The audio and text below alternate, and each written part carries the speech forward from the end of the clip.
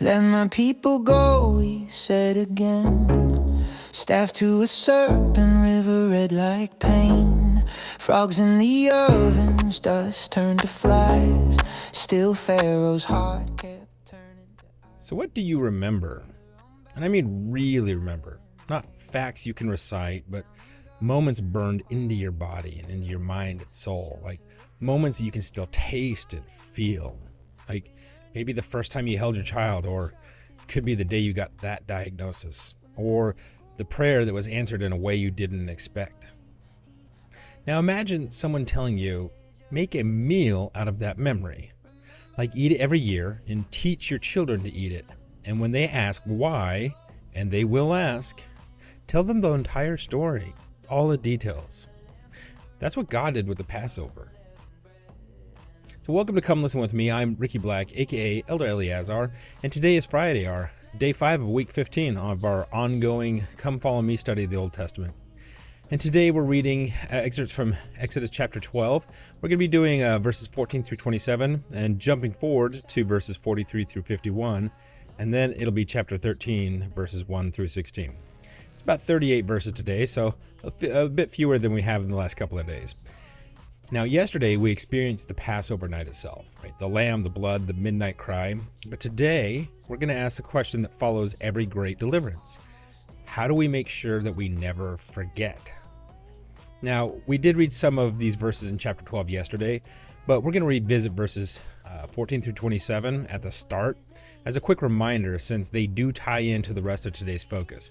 So if you're here with me yesterday, it's not deja vu. Don't worry. It's a little reread and discussion that goes to the bigger part of today's focus. It's all connected. And if you weren't here yesterday, well, it'll all be new to you and it'll be complete. So that's why we do it. Anyway, so let's jump right on in. Now, before we open the scriptures, we want to set our focus to read with intent and not just passively skimming the text. So we have a few questions to keep in mind as we read to help us.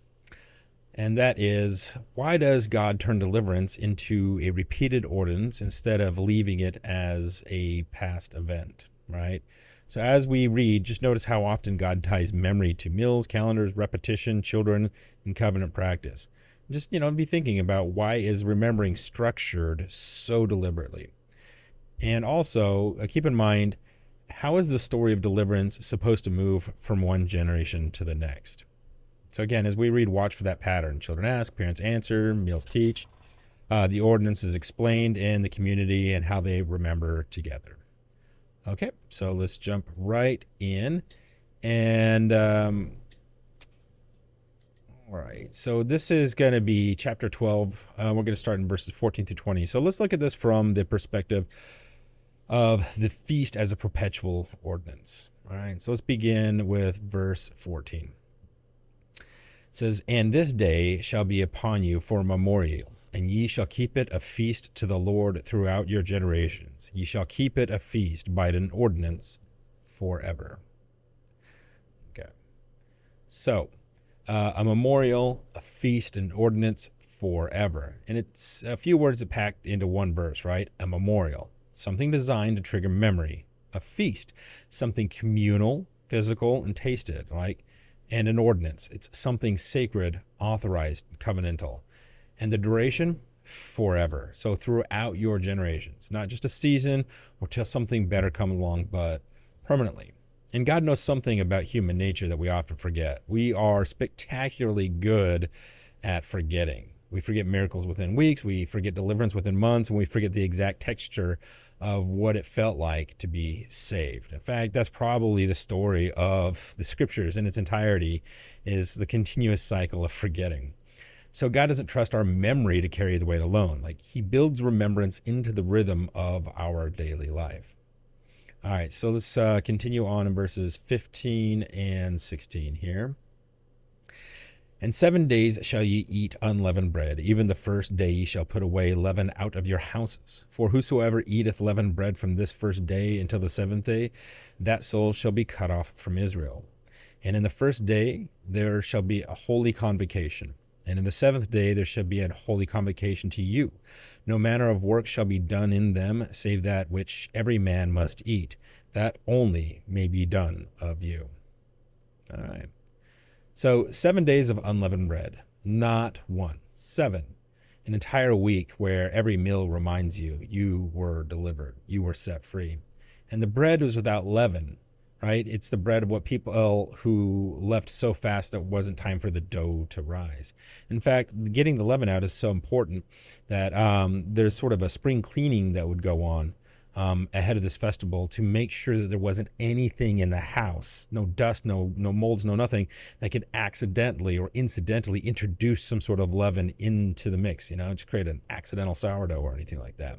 So it's very, very important for them to not have any leavening at all. And the penalty for eating leavened bread during this period was cut off from Israel. That's severe, right? That's an excommunication from the covenant community. So why would it be so hard for something as simple as bread? Well, it's because the leaven isn't just yeast. It's a corruption, right? It's the old life. It's Egypt. Now, Paul spelled this out in 1 Corinthians chapter 5, verses 7 and 8, saying, "Purge out, therefore, the old leaven. Let us keep the feast, not with old leaven, neither with the leaven of malice and wickedness, but with the unleavened bread of sincerity and truth." So eating leavened bread during Passover week as an act was an act of forgetting, right? It was saying, well, the deliverance didn't matter enough to change how I eat this week. And forgetting is never neutral, right? Forgetting is the sort of return back to the beginning, back to the state that we had to be delivered from to begin with. All right, so let's continue on verses 17 and 18 here. "And ye shall observe the feast of unleavened bread, for in this selfsame day have I brought your armies out of the land of Egypt. Therefore shall you observe this day in your generations by an ordinance forever. And in the first month, on the 14th day of the month, at even, ye shall eat unleavened bread until the 21st day of the month at even." So God ties the feast to a specific date, the 14th of the first month through the 21st. So it's 7 days, the same days every year for all time. And he anchors the memory to the calendar so it doesn't drift. This is not some vague spiritual advice like remember God when you get a chance.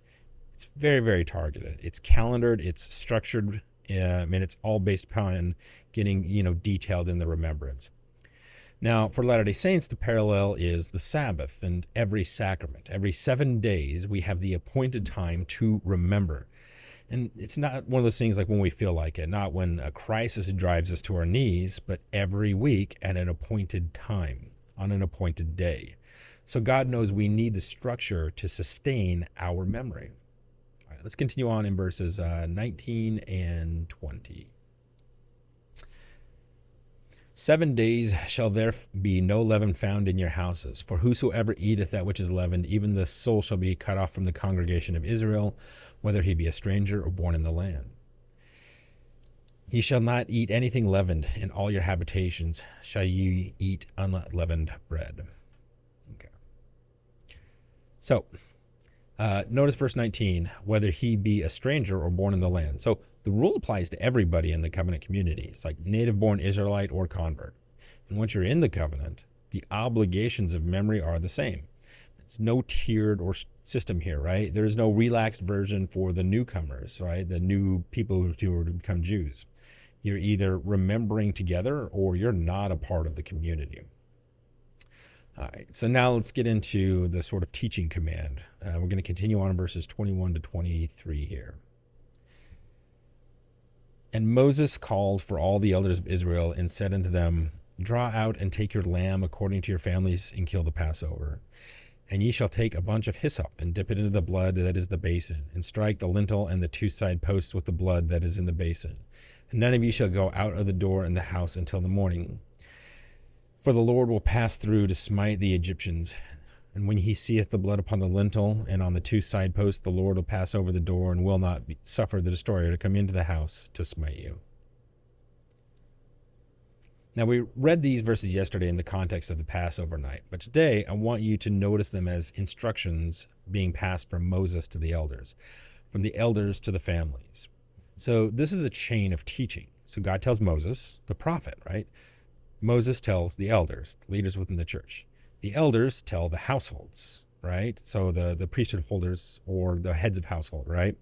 And the households, they're the ones who then do it. So revelation flows through the community, and it's showing that there's sort of an order and structure to how that information flows. And the hyssop, well, we talked about this yesterday, but it bears repeating. It's a common plant. It's nothing exotic. It's abundant and everywhere.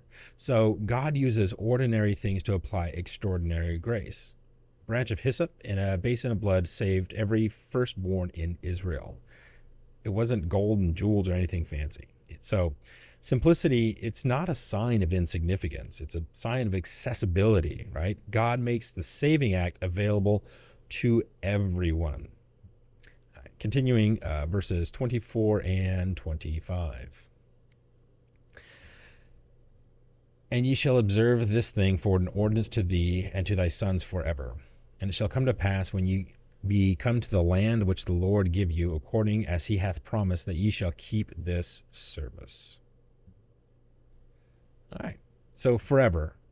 And notice God is already looking past the wilderness, past all the wandering that's about to come, all the way to the promised land. And that's still like 2 generations away. He says, when you be come to the land which the Lord will give you. And they haven't even left Egypt yet. So God's talking about Canaan. He's reminding them that Passover is not the destination. It's the departure. There is a promised land ahead. And when they arrive, they're to keep this service ongoing. And that's a word for anyone in the wilderness right now, right? You're between your Egypt and your promised land, right? The Passover, the atonement, that got you out, but you still keep remembering while you're on the road. So the sacrament isn't just for the moment of conversion. It's actually for that journey, right? It's the thing that helps us endure to the end. All right, so 26 through 27. And it shall come to pass when the children shall say unto you, what mean ye by this service? That ye shall say, it is the sacrifice of the Lord's Passover, who passed over the houses of the children of Israel in Egypt, when he smote the Egyptians and delivered our houses, and the people bowed the head and worshipped.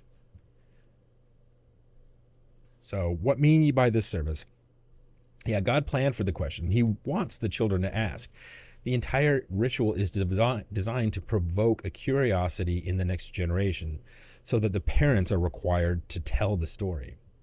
Now, in Jewish tradition, the question became formalized. So at the Passover Seder, the youngest child at the table asked the Nishtana, the 4 questions, beginning with, why is this night different from all other nights? And the entire Seder is the answer, right? The meal itself is a teaching tool. Every bite is a lesson. And this is the oldest and most effective form of religious education on earth. Not lectures or textbooks, right? It's a meal, a small ritual, and a child's question coupled with a parent's testimony. So God invented experiential learning 3,000 years before anyone gave it an actual name. Now, let me ask you something. If your child or grandchild pointed at the sacrament table on Sunday and said, what mean ye by this service? Like, why do we do this? What would you say? Like, could you trace the line from the Passover lamb in Exodus 12 to the Last Supper in Luke 22 to the sacrament tray that's sitting there in your ward being passed by the deacons? And that's the line, right? That's the thread. It's never been broken. And the people's response, well, they bowed their heads and they worshiped. So before the night even falls, before the lamb is actually slaughtered, before midnight comes, they worship because they trust the God who designed the deliverance. All right, so now it's time to move into new territory as we skip ahead, right? So we're still in chapter 12, but now we're going to go to verse 43 to discuss the ordinance of the Passover. So let's read verses 43 and 45 here. So like I said, just a quick little skip ahead. And the Lord said unto Moses and Aaron, this is the ordinance of the Passover. There shall no stranger eat thereof. But every man's servant that is bought for money, when thou hast circumcised him, then shall he eat thereof. A foreigner and a hired servant shall not eat thereof. Okay. So at first glance, this sounds exclusive, but if you look closer, the restriction isn't about ethnicity, right? It's about covenant. So a servant who has been circumcised, right? In other words, one who entered the covenant, they can eat. But a foreigner who has not entered the covenant, they cannot. So the line is not sort of racial or ethnic or anything like that, or familial lines. The line is a covenant commitment. All right, so let's continue 46 and 47. And in one house shall it be eaten.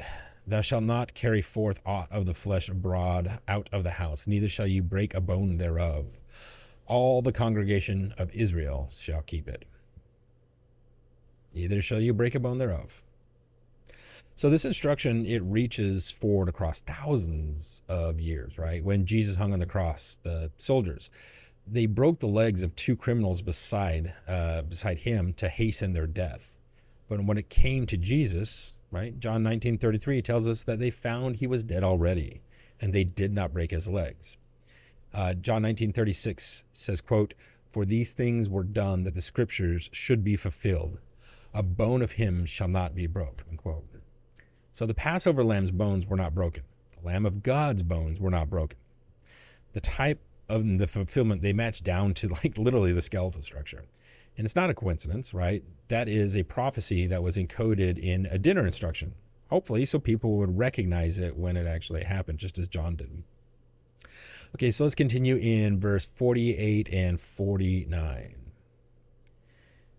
And when the stranger shall sojourn with thee, and will keep the Passover to the Lord, let all his males be circumcised, and then let him come near and keep it. And he shall be as one that is born in the land, for no uncircumcised person shall eat thereof.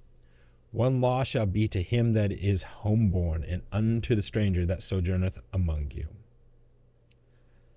So, he shall be as one that is born in the land. There it is.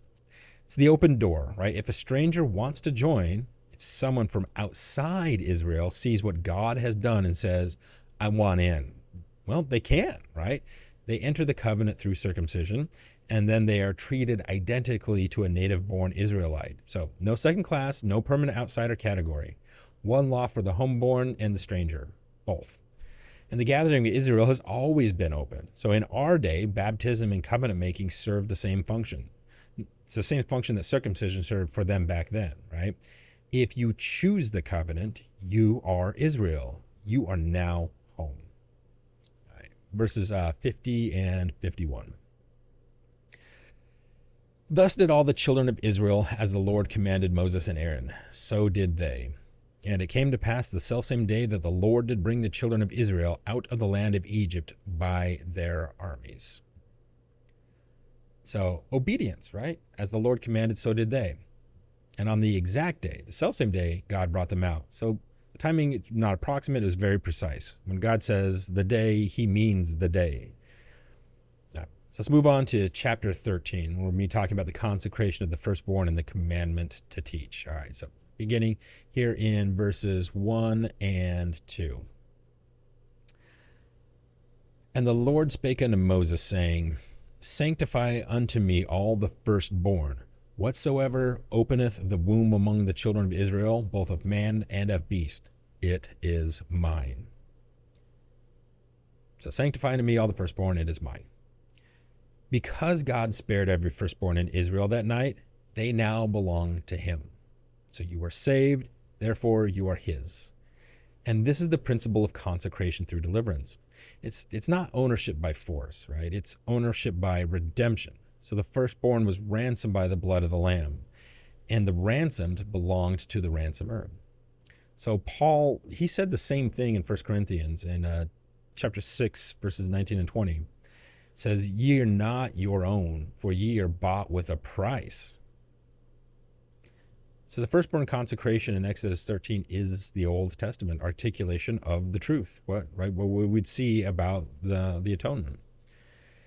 And the ultimate fulfillment, that's Christ, the firstborn of the Father, consecrated himself entirely to the Father's will.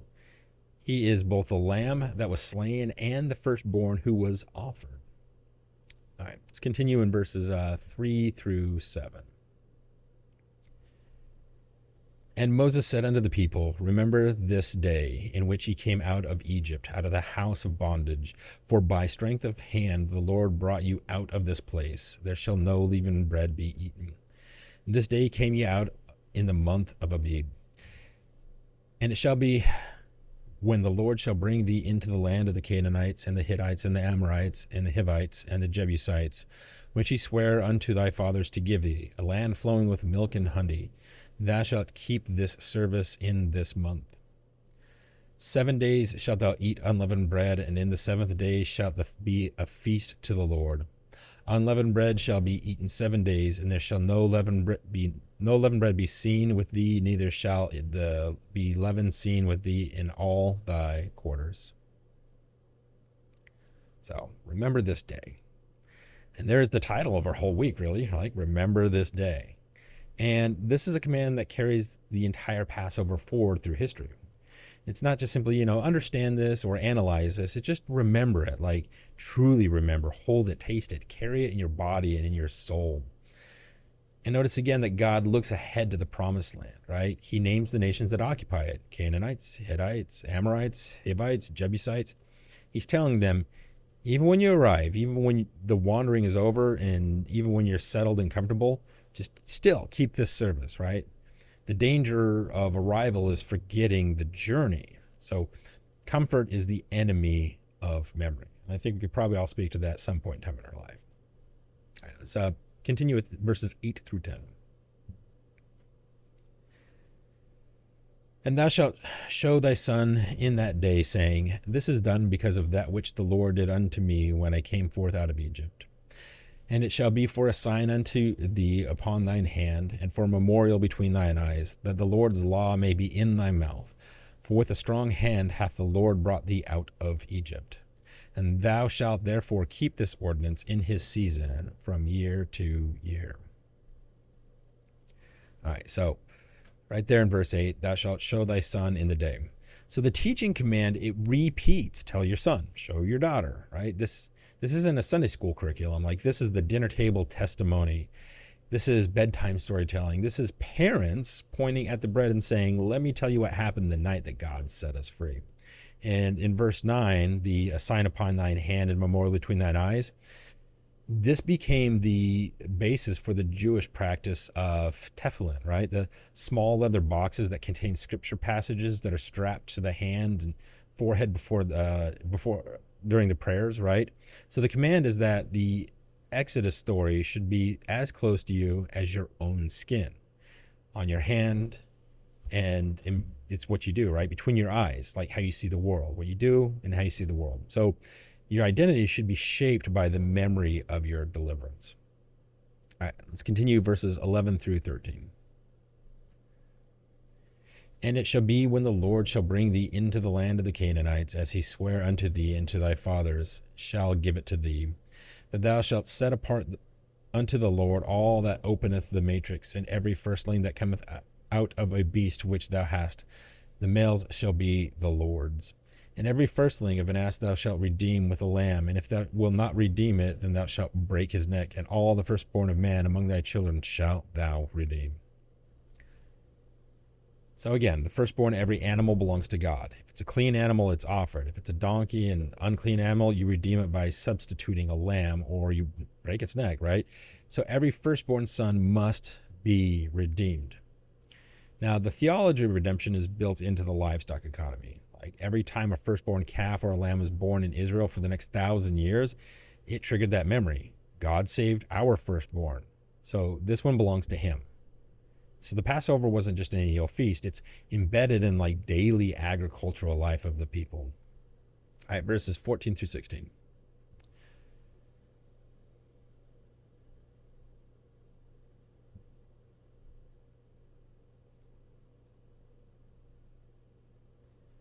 And it shall be when the son asketh thee in time to come, saying, What is this that thou shalt say unto him?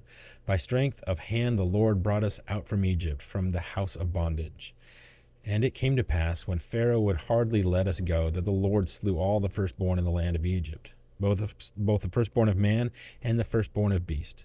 Therefore I sacrifice to the Lord all that openeth the matrix, being males, but all the firstborn of my children I redeem. And it shall be for a token upon thy land, and for frontlets between thine eyes, for by strength of hand the Lord brought us forth out of Egypt. So here again, as we continue to see in these verses, right? The child asks again, what is this? And the parents tell the whole story, not a sanitized version of a children's summary, like the whole thing. Pharaoh refused, God slew the firstborn, therefore I sacrificed, therefore I redeemed. The cause and effect is direct and somewhat graphic. Like, children are not spared the weight of the story. They're trusted with it. And verse 16, it repeats it. A token upon thy hand, frontlets between thine eyes. Like, the Exodus shapes how you work and how you see it. It's not compartmentalized memories, right? It's a lens through which everything is understood. It's that important.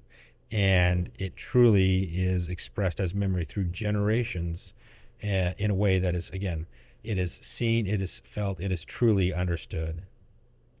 So let me draw the line from the Passover table to your chapel and how this is a bridge to the sacrament. On the night before his crucifixion, Jesus gathered his disciples for the Passover meal. He was, in that moment, fulfilling every symbol that we've studied this week. He was the Lamb without blemish. He was the firstborn of the Father. His blood was about to be shed, and not a bone of him would be broken. And in the middle of the meal, he took bread, unleavened bread, and broke it. Luke 22:19, it said, and he took bread and gave thanks and brake it and gave unto them, saying, this is my body, which is given for you. This do in remembrance of me. Right there, remembrance of me. So he took the Passover and he transformed into the sacrament. Same bread, same covenant, same command. Remember. But now the symbol has become reality. The lamb on the table has been replaced by the Lamb of God at the table. And the sacrament prayers in Moroni 4 and 5 use the same language, right? That they may eat in remembrance of the body of thy Son, that they do always remember him. Right? They're still using that remember word. We do this in the same way that that they're asked to remember generationally in the Passover meal. And it's always, not remember when it's convenient, not when a crisis drives you to your knees. Always remember. Elder Jeff Holland, he once asked, do we see the sacrament as our Passover, remembrance of our safety and deliverance and redemption? So every Sunday you're sitting at the Passover table, right? The bread is the bread of deliverance, and the water represents the blood of the Lamb, and the covenant is the same promise God made in Exodus 12:13. When I see the blood, I will pass over you. Remember, and I will pass over you with mercy. So the child at the Seder table asks, why is this night different from all other nights? And the child in the chapel could ask the question, what mean ye by this service? And the answer stretches from a midnight in Egypt to an upper room in Jerusalem to a sacrament table in your ward building this Sunday. So the line has never been broken. Anyway, that concludes our reading for today. Today was about the command that echoes really through every generation. Remember, right? Remember with your calendar, remember with your food, remember with your children, remember with your body. Like, carry the story of your deliverance on your hand and between your eyes. So 2 questions for the comments today. First, what is one experience of God's deliverance in your life that you never want your family to forget? And a second, how has your experience of the sacrament changed because of the studying the Passover this week? And I'm asking because I think that the answer will help each other, right? Just so share. That's how this community grows. We can all learn from each other and grow closer to the Lord through it. Now, tomorrow is our final day of the week, day 6. And Israel walks out, 600,000 strong, following a pillar of cloud and fire into the unknown. And we're reading Exodus. It's going to be chapter 12, 29 through 51. And then chapter 13, it's going to be 17 through 22. And it's an ending and a beginning. So don't miss it. It's going to be great. And again, the song this week is Remember This Day. The link will be in the description. Absolutely give it a listen if you haven't yet. It really is the soundtrack to everything. And just the continuous repetition of it will help drive home everything that we've studied this week. Anyway, that's all I have for you now. I'll see you back here tomorrow for our final day of reading here in week 15. And as always, I appreciate you all and thank you for choosing to spend some of your precious time to come listen with me. Hearts like flame with an outstretched arm, he called our name. Remember this day, teach every child. Love passed over and let us out. night grows heavy and the road feels long, paint the door red and sing this song. He remembers his covenant, so will we, from Egypt's shadow to